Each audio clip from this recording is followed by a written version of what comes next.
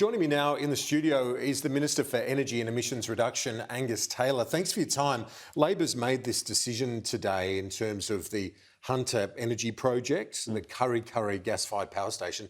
Do you welcome it in terms of ongoing certainty for the project which you announced? Well, I welcome the fact that they're supporting an important part of our decision after having bagged it for months and months on end. Chris Bowen put out a press release on the day that we announced it, saying how much he hated it. It's a really humiliating backdown for him and for each way Albo, who seems to be making it up as he goes along. And at the time they said they were against it because we didn't need it. Now they think we need it. They were against it because it was an unnecessary part of the grid, but now they've decided it's a necessary part of the grid. And they were against it because they thought fuel costs were going to be too high. And now they've got a proposal which is going to increase the fuel costs. And they haven't explained how they're going to manage that. They haven't explained who's going to pay for that. Do you know definitively that it would increase the fuel costs? Well, because if green hydrogen, the cost reduces over the next decade, and you're a supporter of hydrogen and green hydrogen. That's been a big part of your policy. So if that cost curve comes down quicker, Labor's policy might not be more expensive. Well, Kieran, we've laid out what we think is the pathway towards our target of clean hydrogen at under $2 per kilogram. We think we can get there reasonably quickly with blue, but Labor's ruling out the prospect of using blue. Green is going to take longer, and it's going to be into the 2030s before we're getting towards parity.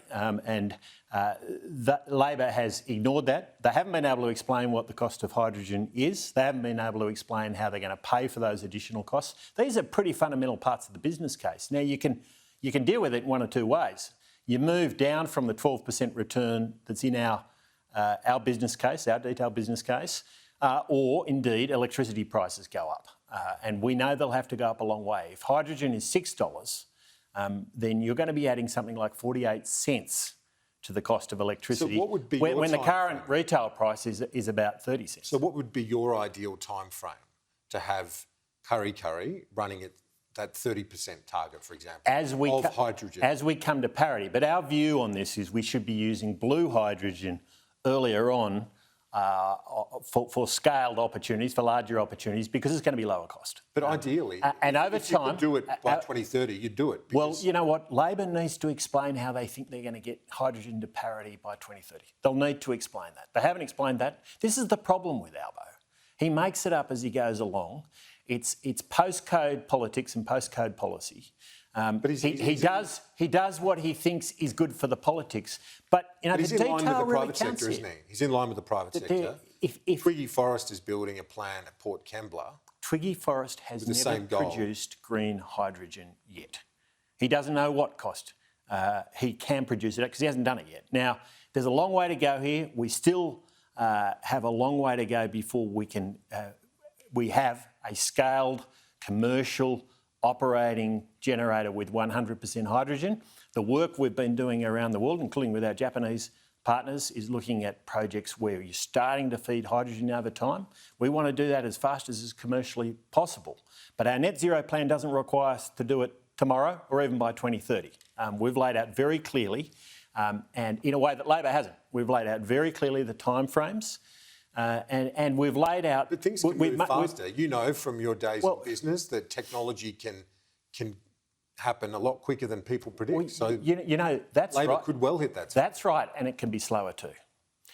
There's a lot of uncertainty about these things. So when you make a commitment, as they have in their background briefings to journalists, that they're going to do it by 2030, when you make that commitment with great uncertainty, someone has to pay for that uncertainty if it works out the wrong way. Now, if green hydrogen can get to parity with gas, which is a very, very low price, it's down towards $1 a kilogram for hydrogen by 2030, wonderful. But Labor has not laid out how they're going to do that. And they sure as hell haven't laid out what they think the cost of hydrogen is that they're going to buy and how they're going to pay for that.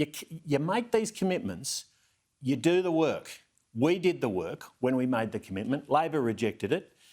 Now they've had a lot of time. They've done no more work. They can't answer the most basic questions. But you're putting in the structure within which Labor can up the quantity or the amount of hydrogen in terms of that power station. Because Snowy Hydro from the get-go is building the facility, correct me if I'm wrong, but hydrogen ready. Hydrogen ready with 10% capacity ready to go. So all they need to do is but you've got to step it up. See, the thing is, Kieran, if you're actually committing to it, you've got to have a detailed plan. And this is where Labor goes wrong. We saw it with Bill Shorten at the last election. He couldn't answer the most basic questions. Chris Bowen doesn't do the detail.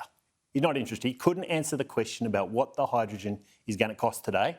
At the presser, he did. He couldn't answer it. And then he started talking about all colours of hydrogen. I was completely confused.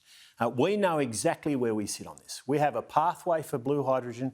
We have a pathway for the green hydrogen. We know there's some uncertainty on the timeframes. We've laid those out very, very clearly. Are you planning to fund other government-backed gas power stations? Or is it just Kurri Kurri? Well, we're building Snowy 2. We're building Kurri Kurri. I mean, they're the commitments that we've made through Snowy right now. Are you open to other government-backed gas-fired power stations? That's certainly not a commitment we've made, or it's not part of our plan. I mean, what we've said all along is when a big generator is leaving the market, like we have with Liddell, it needs to be replaced. And it needs to be replaced in a way that's going to deliver affordable, reliable power. Now, Labor rejected that outright. They said it was unnecessary. They've changed their minds, they've backflipped, and they've come out with a flaky business plan that they can't explain. This is what we see from Labor. It's the kind of politics that they engage in